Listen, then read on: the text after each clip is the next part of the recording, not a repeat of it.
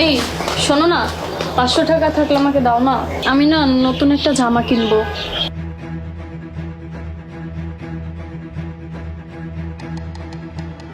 তোমার খরচটা একটু বেশি বেড়ে যাচ্ছে না? আমার তো এত বেশি স্যালারি না, আর তুমি তো খুব ভালো করেই জানো আমার অত সামর্থ্য নেই যে আমি প্রত্যেকদিন তোমাকে নতুন পোশাক কিনে দিব। আচ্ছা ঠিক আছে বাবা।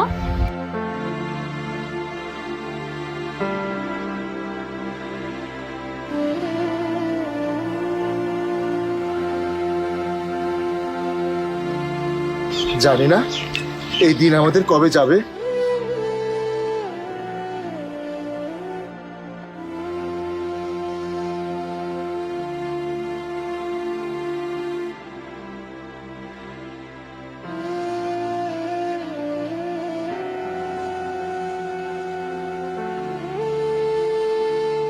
তুমি চলে এসেছো?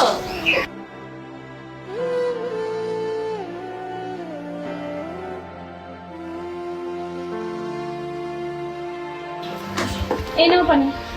আজকে দিনটা কেমন কাটলো তোমার? কেমন আবার, ওই প্রত্যেক দিনের মতনই। সন্ধ্যা হলে ব্যাগটাও বোঝা মনে হয়। আচ্ছা শোনো না, 200 টাকা থাকলে দাও না, কিছু জিনিস কিনবো। আরে সামিয়া, যখনই দেখো তখনই শুধু টাকা টাকা। আর কত টাকা চাই তোমার? আরে দাও না, রান্না করার মতো কিছু নেই, ওইগুলো আনতে হবে। আচ্ছা ঠিক আছে।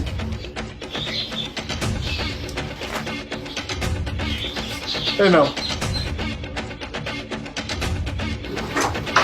জাহিদ, জাহিদ শোনো, আজকে না গ্রাম থেকে মা বাবা আসবে, 500 টাকা দিয়ে দাও না, নাস্তা দেওয়ার জন্য কিছু জিনিসপাতি কিনতাম। আরে সামিয়া, যখনই তুমি আমাকে দেখো শুধু টাকা টাকা করো। আমি এত টাকা কোথায় পাবো? আমি তো সাধারণ একজন ডেলিভারি বয়, আমি তো কোনো কোটিপতি নয়। তুমিই বলো, গ্রাম থেকে এত কষ্ট করে আসবে, তাদেরকে কিছু খেতে না দিলে হয়? এই নাও।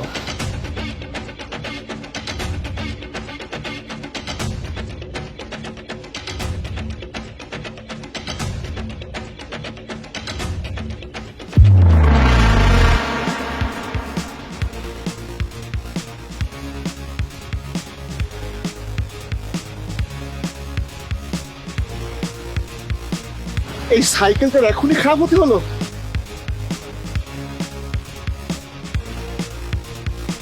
হ্যালো স্যার, স্যার 10টা মিনিট সময় দিন, আমি এক্ষুনি চলে আসছি। আসলে কি হয়েছে, ওই রাস্তায় আমার সাইকেলটা খারাপ হয়ে গিয়েছে। স্যার স্যার, না না স্যার, স্যার প্লিজ 1 মিনিট আমার কথাটা শুনুন স্যার। স্যার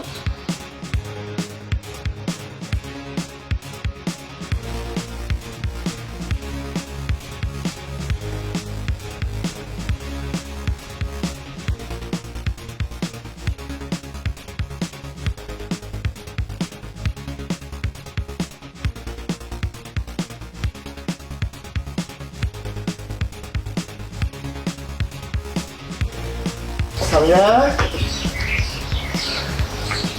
এই নাও পানি। আজকে সারাদিন তোমার কেমন কাটলো? আর দিন, মাঝ রাস্তায় সাইকেলটা পাঞ্চার হয়ে গিয়েছিল, তাই সময় মতো ডেলিভারি করতে পারিনি। তাই যার ডেলিভারি ছিল সে অফিসে কমপ্লেন করে দিয়েছে, তাই বস আমাকে চাকরি থেকে বের করে দিয়েছে। এমন করে কিভাবে চাকরি থেকে বের করে দেয়? সবাই বাইক নিয়ে ডেলিভারি করে আর আমি সাইকেল নিয়ে যাই। সবাই তো দিনের মধ্যে 100টা করে ডেলিভারি করে, আর আমি তো 10টাও করতে পারি না। সবার থেকে তো পরিশ্রম আমিই বেশি করি, কিন্তু সবার থেকে পয়সা আমিই কম পাই। আমাকে কোম্পানি থেকে সাফ সাফ জানিয়ে দিয়েছে বাইক থাকলে কাজে যেতে, আর তা না হলে ঘরে বসে থাকতে। তাহলে কি করবে তুমি? কি আর করব, এখন ঘরে বসেই থাকতে হবে। চিন্তা করো না, সবকিছু ঠিক হয়ে যাবে। আচ্ছা আমাকে 500 টাকা দাও না, আমার খুব দরকার।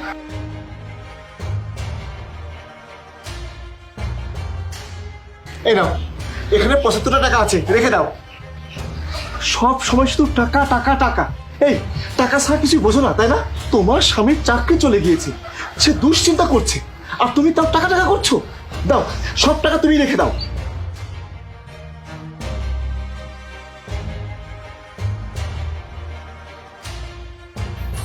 কি এটা? ওইদিকে দেখো। বাইক? কার এটা? কার বাইক আবার? তোমার বাইক। কি সত্যি কি এই বাইক আমার? হ্যাঁ তোমারই। কিন্তু তুমি এত টাকা কোথায় পেলে সামিয়া? কোথায় আবার পাবো? তুমিই তো দিয়েছো। কই, আমি তো তোমাকে কখনো অত টাকা দেই নাই। তুমি টাকা দিয়েছো কখন? আমি তো তোমার থেকে টাকা নিতাম, কখনো 500 টাকা, কখনো 200 টাকা, এইভাবে আমি টাকাগুলো গুছিয়েছিলাম। আমি তো আমার জন্য টাকাগুলো নিই নাই, আমি মোটর সাইকেলের জন্য টাকাগুলো নিয়েছিলাম। জানো, আমার না খুব খারাপ লাগতো প্রতিদিন তুমি সন্ধ্যার সময় যখন বাড়িতে ফিরতে পায়ে লেগে ক্লান্ত শরীরে, আমার দেখে না অনেক খারাপ লাগতো। মাঝে মাঝে তো তোমার পায়ে ফুকসা পড়ে যেত, ওইগুলো দেখে না আমার একদমই ভালো লাগতো না। তুমি তো কখনো টাকা জমাতে পারো নাই, তাই আমি এভাবে টাকাগুলো নিয়ে জমাতে শুরু করেছিলাম। আজকে যখন টাকাগুলো জমানো হয়ে গেল, সাথে সাথে বাইকটা নিয়ে চলে আসলাম। সামিয়া, তুমি না সত্যি অনেক ভালো। তুমি আমাকে নিয়ে কত ভাবো, আর আমি শুধু শুধু তোমার সাথে চেঁচামেচি করতাম।